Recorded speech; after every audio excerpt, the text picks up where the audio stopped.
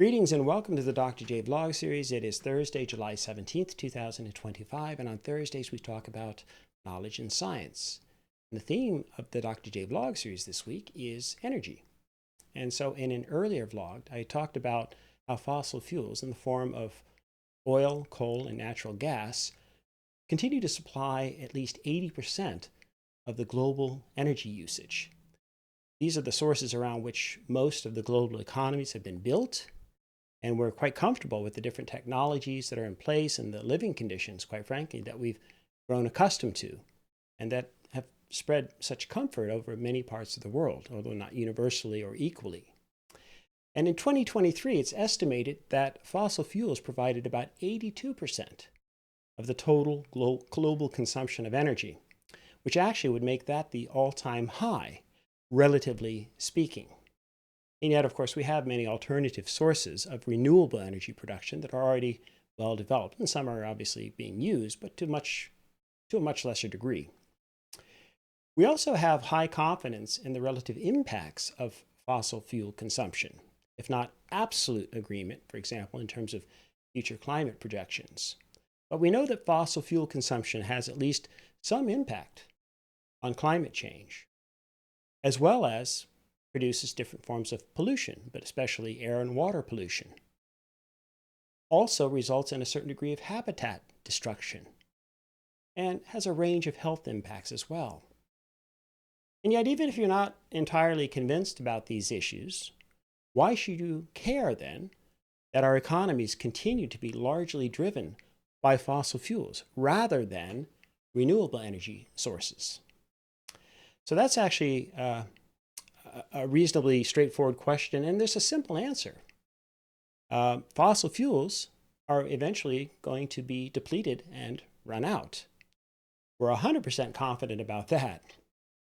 But how soon? Well, that depends. So, for example, developing economies in the global south helped account for why fossil fuels reached that all-time high of 82% in 2023. Simply because of their much greater demands for energy. Even in the global north, we've seen the demands for fossil fuels continue to remain relatively high. And so as a result, as I say, on a global basis, we continue to be highly dependent all over the world on fossil fuels.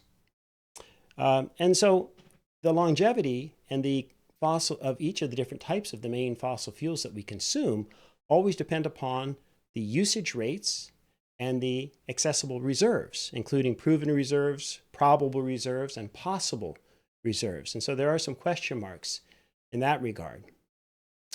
And then the technologies also are going to vary and continue to vary in terms of their efficiency, and clearly are going to have an impact on the question of how long we then are going to use or have these available because of their relative efficiencies, what's on the market, etc. So each of the different fossil fuels then has a specific projected shelf life, if you will, or longevity. All right, so coal is the first fossil fuel to be used and, of course, can be readily mined and continues to be used in great abundance. And if you just consider the energy that you obtain from charcoal to get a sense of the impact of coal's energy density. So it's an incredibly important source. But it's also the highest polluting fossil fuel. And yet, nevertheless, it remains in high demand, especially in the construction industry, especially in terms of it's used in the production of steel and cement. It has declined in importance with respect to its ability to produce electricity, but that's still important too. So the World Coal Association estimates that there are roughly 1.1 trillion tons of coal around the world, with the largest reserves found in the United States, Russia, China, Australia, and India. According to recent estimates, we have enough coal then to last us perhaps between 125 or 150 years, or up to 150 years. But of course, all of that could change with increased drilling and new discoveries. Unfortunately, the increased use and the drilling for new reserves has a devastating impact on the environment as well. Side note, if you ever have a chance, listen to John Prine's song Paradise, off of his first album, I believe in '71, where he sings about Muhlenberg County and Mr. Peabody's Coal Train. One of my old favorites. I actually play that one in concert occasionally as well. So in some respects, then, the use of coal is not necessarily our immediate concern, in the sense that we know that coal is still going to be available well into the next century. That is, at least if we can live with the externalities, with the effects, the impacts, and the trade-offs that are involved in burning coal. Oil and natural gas, however, are a bit of a different matter, at least in terms of their long-term supplies. Most concerning in this regard would be with respect to oil. Oil, of course, requires, drilling and access to underground reserves, pumping, and processing. And so about 2-3 years ago, proven oil reserves totaled around 1.76 billion barrels. Venezuela holds the highest concentration of the world's oil reserves with about 18%, at least currently known. Then Saudi Arabia with 16% and Canada with 10%. And so global consumption of oil is currently estimated to be around in the neighborhood of about 100 million barrels per day. And so if that demand then, for example, were to remain steady, we'll actually then run out of oil, at least from known reserves, in less than 50 years, less than half a century. So stated another way, if you were born in 1975, then there's a high probability you'll see the end of oil before you celebrate your 100th birthday, if you're so lucky. And logically, if you were born in 2000, the oil would disappear from the planet before you turn 75. Sure, we can keep drilling for oil indefinitely, but locating new reserves, of course, becomes harder and harder as we dig deeper, and then, of course, becomes pricier and less efficient as well. The days of the Clampetts living in Missouri in the Ozarks, and then getting lucky and finding that bubbling crude or black gold bubbling up on their property, that's over. In fact, if you get my reference to the Beverly Hillbillies, know that their time has run out as well, at least in terms of the actors. So only Jethro's still alive. Okay, that is the actor Max Baer Jr., who's currently 87 years old. So we all run out eventually. Anyway, but I digress. Lastly, we have to consider natural gas. And that's considered to be the least polluting of the fossil fuels, at least compared to oil and coal. Most natural gas reserves come from ancient decomposed organic matter, such as marine organisms. But other sources produce natural gas as well. But it's depleting invariably and inevitably as well. There's an estimated 7 trillion cubic feet of proven natural gas reserves as of 2022. And at current consumption rates, will run out in roughly a century's time, 90 to 100 years. The evidence does suggest, however, that that source of energy may be increasing in relative terms, or at least relative to coal and oil, which again will then affect the long-term viability and sustainability of it as a natural resource. And as of last year, the countries that have the highest levels of reserves in natural gas include the United States and Russia, Iran, China, and Canada, followed by Qatar, Australia, Norway, Saudi Arabia, and Algeria. So in summation, we have enough energy from fossil fuels then, with the exception of oil, that will last us throughout the current century and into the next. And in that sense, we're not really compelled to change our habit, our consumption patterns, at least, again, not until perhaps next century. Although, again, think factors like population growth and climate change may force our hand, among other factors.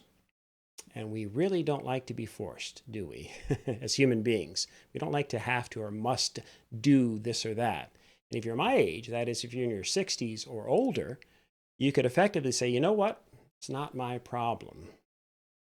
And in fact, most of us, at least over the age of 50, probably don't have to really worry personally about any of the fossil fuels running out in our lifetimes or fundamentally changing our consumption habits. Again, unless some catastrophe befalls the Earth and humanity as a whole. And in addition, we have nuclear energy.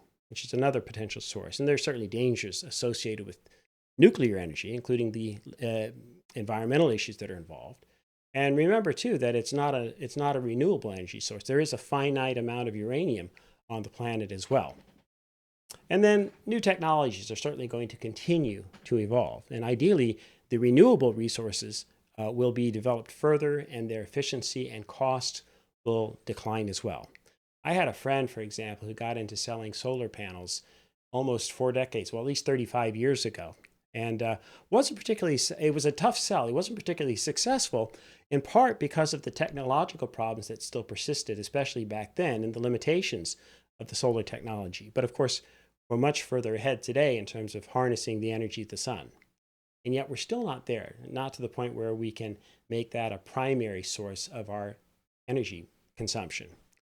Again, for a variety of reasons. And then we have wind power, we have hydro, we have geothermal, we have biomass. Actually, a friend of mine converted their property. They have a little 5-acre property and converted to geothermal a few years back.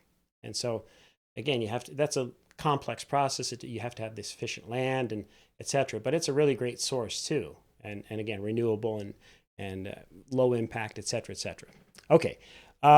So the main takeaway then from today's vlog is that, in a nutshell, we're still obviously heavily dependent upon fossil fuels all over the world to satisfy our energy needs. And our economies are still largely dependent upon existing power generation sources, even though all of that, of course, is evolving and changing.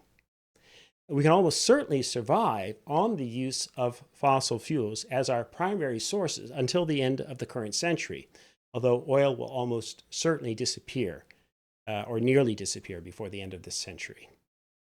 But even if you're a climate change denier or you're unconcerned about the possible impacts of fossil fuel consumption in terms of climate change and other effects, I definitely recommend that you start giving some serious thought to and encourage other intelligent people to have some meaningful conversations about fuel production and consumption, and engage your local politicians and your governments and so on.